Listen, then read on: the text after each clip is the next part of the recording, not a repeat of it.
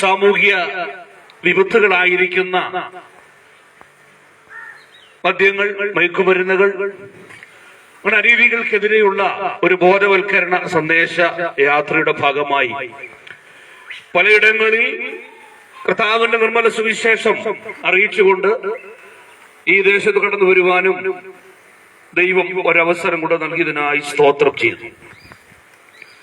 ഇവിടെയുള്ള വാത്സല്യ കുടുംബങ്ങൾ, പ്രിയപ്പെട്ടവർ, മാതാപിതാക്കൾ, കുഞ്ഞുങ്ങൾ, എല്ലാവർക്കും ക്രിസ്തുയേശുവിന്റെ നാമത്തിൽ എന്റെ സ്നേഹവന്ദനത്തെ ഈ പ്രാരംഭമായി അറിയിക്കും.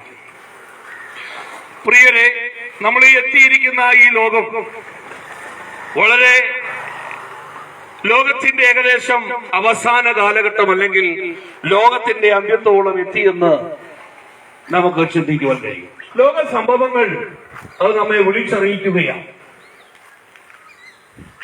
പത്രമാധ്യമങ്ങളിൽ, മീഡിയയിലൊക്കെ നാം കണ്ടുകൊണ്ടിരിക്കുന്ന അനർത്ഥങ്ങൾ, ഓരോ ദിവസവും നമ്മെ ദുഃഖിപ്പിക്കുന്ന വാർത്തകളൊക്കെ നമ്മൾ ദിനത്തോറും കേൾക്കുകയും വായിക്കുകയും പഠിക്കുകയൊക്കെ ചെയ്തുകൊണ്ടിരിക്കുക.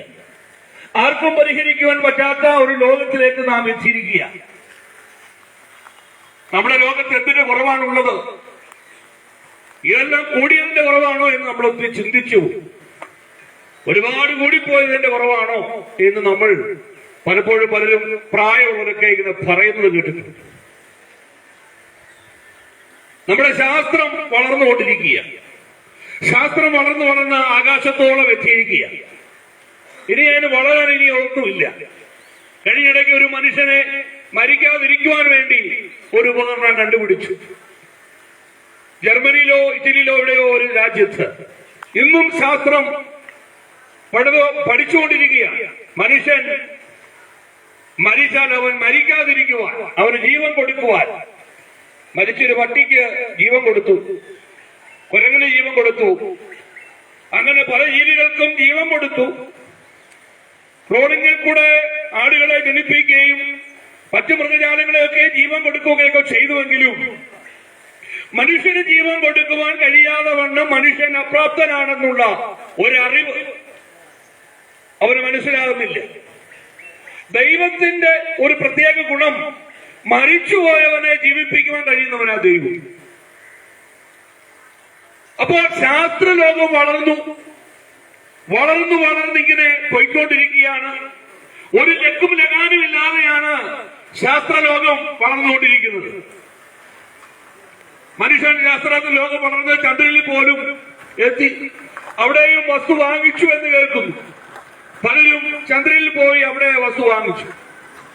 അങ്ങനെ ലോകത്തിന്റെ നാനാതുറകളിലുള്ളവര് ഇതെല്ലാം പഠിക്കുകയും വായിക്കുകയൊക്കെ ചെയ്യുന്നെങ്കിലും അന്തമേതാണെന്നറിയാതെ ഇങ്ങനെ നിസ്സറായി നിൽക്കുന്ന അവസ്ഥയാണ് കാണുവാൻ കഴിയുന്നത്. പക്ഷേ മനുഷ്യൻ പാപത്തിൽ വീണുപോയാൽ അവനെ മടക്കി കൊണ്ടുവരുവാൻ ഒരു ശാസ്ത്രലോകവും ഒരു ഉപകരണങ്ങളും കണ്ടുപിടിച്ചിട്ടില്ലെന്നുള്ളതാണ്.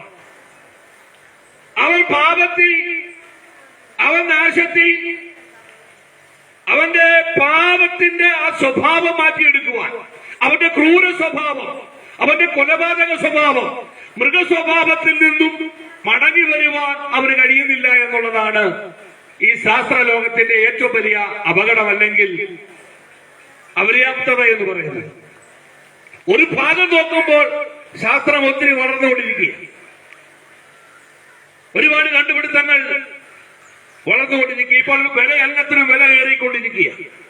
ഒരുപാട് കണ്ടുപിടുത്തങ്ങൾ മനുഷ്യനെ പ്രോത്സാഹിപ്പിക്കുക.